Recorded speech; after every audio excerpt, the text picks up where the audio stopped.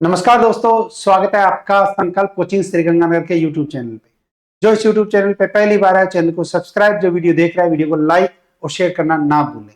संकल्प के कोचिंग इस यूट्यूब चैनल के ऊपर जो है वो अपनी दो क्लासें रहती है, एक राजस्थान करंट की और दूसरी रहती है इंडिया और वर्ल्ड करंट की। अगर आप रीट की तैयारी करें, सेकंड ग्रेड की तैयारी कर रहे हैं तो केवल आपको राजस्थान करंट जी की क्लास लगानी है। इसके अलावा किसी भी प्रतियोगी परीक्षाओं की तैयारी कर रहे हैं तो आप ये क्लास लगाया करें। पहले तो सभी को लोहड़ी व मकर संक्रांति की ढेर सारी शुभकामनाएं। और संकल्प कोचिंग गंगानगर के द्वारा जो है वो लाइव कोर्स पर 90% की छूट दी गई है। इसके अलावा रीट मुख्य परीक्षा का ऑफलाइन बैच 7 जनवरी से प्रारंभ हुआ और बीएसटीसी की अगर कोई तैयारी करना चाहता है या आपके घर परिवार में कोई है तो 21 जनवरी से नया ऑफलाइन बैच से शुरू होने वाला है। इसके अलावा अपनी मासिक पत्रिका का तीसरा संस्करण मार्केट में अवेलेबल है जनवरी 2025, जिसमें राजस्थान करंट जी के जो अपनी रोजाना क्लास रहती है यही जो है वो इसके अंतर्गत दिया गया है। अब शुरू करते हैं अपनी क्लास और क्लास का पहला क्वेश्चन। विश्व हिंदी दिवस किस वर्ष से प्रतिवर्ष मनाया जाता है? विश्व हिंदी दिवस मनाया कब जाता है? तो प्रतिवर्ष मनाया जाता है 10 जनवरी को। लेकिन मनाने की शुरुआत अगर देखें कब हुई थी तो यह शुरुआत हुई थी 10 जनवरी 2006 को। 10 जनवरी 2006 विश्व हिंदी दिवस जो है वो मनाया जाना शुरू किया गया था। और ये अगर पूछे कि किसके कार्यकाल में शुरुआत किया गया था तो भारत के तत्कालीन प्रधानमंत्री थे डॉक्टर मनमोहन सिंह। मनमोहन सिंह जी के द्वारा जो है वो ये दिवस मनाए जाने की शुरुआत की गई। बहुत बार क्वेश्चन आया हुआ है कि पहला विश्व हिंदी सम्मेलन कब मनाया गया था, कहां आयोजित किया गया था? तो 10 जनवरी 1975 को नागपुर में आयोजित किया गया था। उद्देश्य है हिंदी भाषा को अंतर्राष्ट्रीय महत्व के लिए रेखांकित करने का प्रयास तथा हिंदी भाषा के वैश्विक प्रचार व प्रसार को बढ़ावा देना।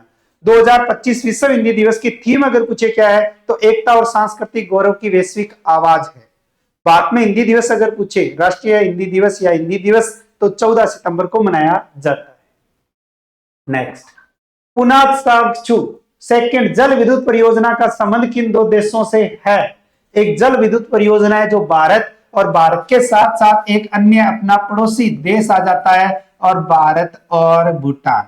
भारत और भूटान इन दो देशों के मध्य एक जल विद्युत परियोजना जिसका नाम आता है पुनातसागचू सेकंड। और ये जो है वो भारत और भूटान के मध्य शुरू किया गया या चलाया गया यानी कि एक कार्यक्रम। भारत हेवी इलेक्ट्रिकल्स लिमिटेड ने पुनातसागचू सेकंड परियोजना की 2 इकाइयों को चालू कर दिया है। यह परियोजना भारत और भूटान के बीच द्विपक्षीय समझौते का हिस्सा है। इसके लिए जुलाई 2006 में समझौता हुआ था। 2 चरणों में विकसित। पहला है चरण 1200 मेगावाट का चरण फर्स्ट और सेकंड आता है आपका 1020 मेगावाट का चरण सेकंड।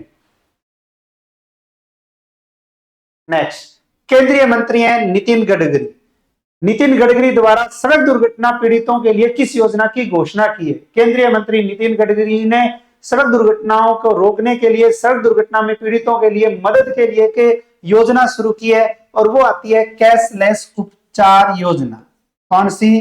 कैशलेस उपचार योजना, यानी कि बिना पैसों के इलाज होगा। इसके अलावा भी लाभ दिया गया है। इस योजना के तहत दुर्घटना की सूचना 24 घंटे के अंदर पुलिस को देना अनिवार्य है। दुर्घटना के बाद 7 दिनों तक यह अधिकतम 1.5 लाख तक का चिकित्सा व्यय कवर किया जाएगा। कौन सा है? चिकित्सा व्यय जो है वो भी कवर किया जाएगा। इस योजना को पहले कुछ राज्यों में पायलट प्रोजेक्ट के रूप में लागू किया। वर्तमान में इसे परिष्कृत कर जल्द ही पूरे देश में सुचारू किया जाएगा। हिट एंड रन मामले में मृतक के परिजनों को कितने रुपए का मुआवजा दिया जाना तय किया गया है? तो 2 लाख रुपए का मुआवजा दिया जाना तय किया गया है।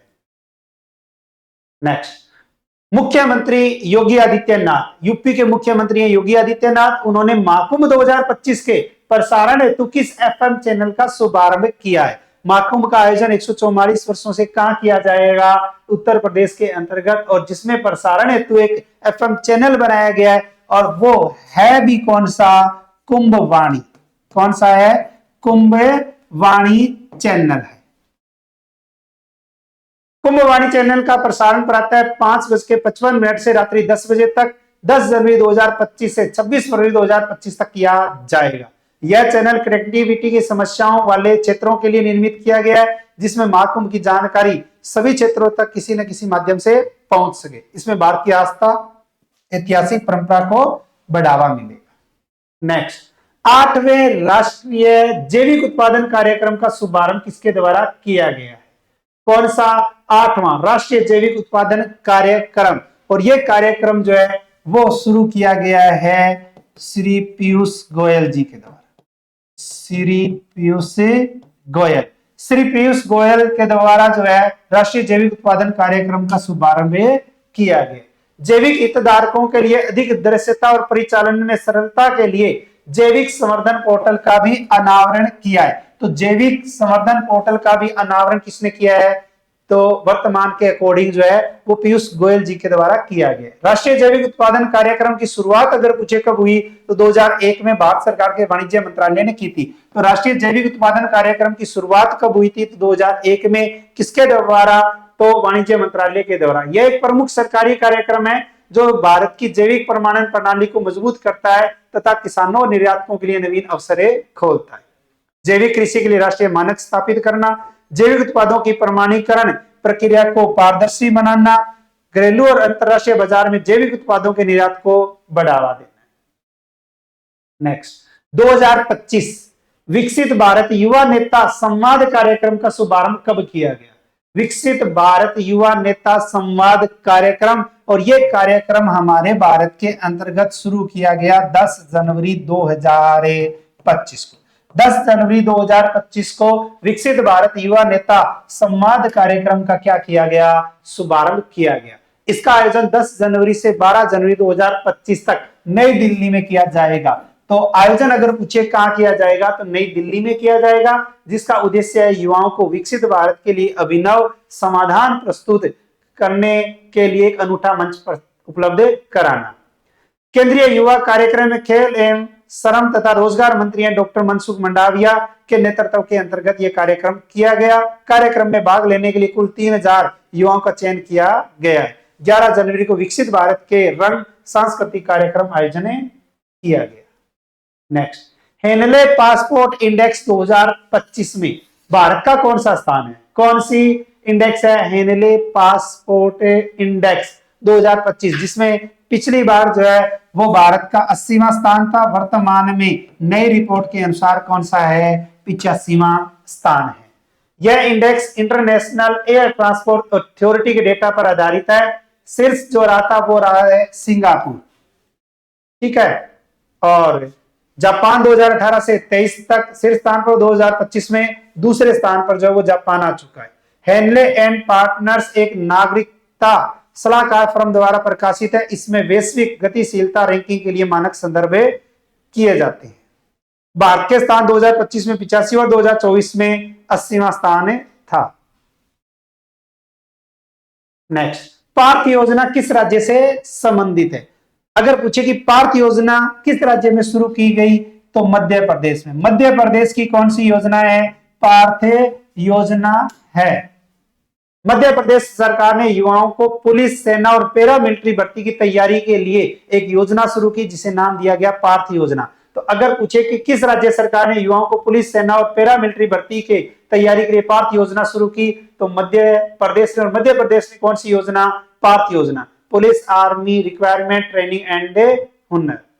युवाओं को भारतीय सेना, पुलिस, अर्धसैनिक बलों और संबंधित सेवाओं की भर्ती के लिए तैयार करना है। राज्य के युवाओं में देशभक्ति और शारीरिक फिटनेस को बढ़ावा देने के उद्देश्य से शुरू की गई। नेक्स्ट, ब्लू ओरिजिन का नया ग्लेन रॉकेट कब लॉन्च किया गया? किसका? ब्लू ओरिजिन का नया ग्लेन रॉकेट। और यह रॉकेट अगर पूछे कब तो यह रॉकेट किया गया है 10 जनवरी 2025 को लॉन्च। 10 जनवरी 2025 की अगर हम बात करें तो ये अंतरिक्ष अन्वेषण प्रयासों में महत्वपूर्ण उपलब्धि है। इस मिशन को launch complex 36 camp Canaveral space force station Florida से लॉन्च किया गया। मिशन उद्देश्य है डिजाइन और प्रदर्शन सत्यापन का उद्देश्य है रॉकेट की पेलोड को निर्दिष्ट कक्षा तक पहुंचाने की क्षमता का परीक्षण। न्यू ग्लेन रॉकेट की पहली स्टेज पुनः उपयोग योग्य है जो उड़ान के बाद जैकलिन समुद्री पोत पर उतरेगी। नेक्स्ट, उत्तर प्रदेश सरकार ने एआई एग्री नेटवर्क के लिए किसके साथ समझौता ज्ञापन किया है? किस सरकार ने? उत्तर प्रदेश सरकार ने एआई एग्री नेटवर्क के लिए एक समझौता किया है और यह समझौता किया है गूगल क्लाउड के साथ। गूगल क्लाउड के साथ किया है। गूगल क्लाउड के साथ जो है वो समझौता किया है, जिसके तहत UP open network from agriculture, UP open network for agriculture शुरू किया जाएगा। यह तकनीकी जेमिनी एआई तथा बीकन तकनीक द्वारा संचालित है, जो डिजिटल सार्वजनिक अवसंरचना राज्य में कृषि को क्रांतिकारी बनाने में उद्देश्य रखती है। उत्तर प्रदेश के मुख्य सचिव है मनोज कुमार सिंह तथा गूगल क्लाउड इंडिया के उपाध्यक्ष है अनिल बंसाली। इन दोनों के मध्य समझौता ज्ञापन पर हस्ताक्षर हुआ है। इसका उद्देश्य किसानों को परामर्श सेवाओं, ऋण, आधुनिक उपकरणों और बाजार से जुड़ाव तक पहुंच प्रदान करने के लिए डिजिटल सार्वजनिक अवसंरचना बनाना है। ये थे आपके अपने question. Live from studio batch आज डाउनलोड कीजिए संकल्प एप्लीकेशन और आप अपना कोर्स परचेज कर सकते हैं। इसके अलावा राजस्थान के अंतर्गत 41 जिले और 7 संभाग के अनुसार आपको मार्केट में ये किताबें मिल जाएगी। तो रोजाना एक क्लास लगाते रहिए। मिलते हैं कल नए क्वेश्चनों के साथ। तब तक जय हिंद, जय भारत, नमस्कार।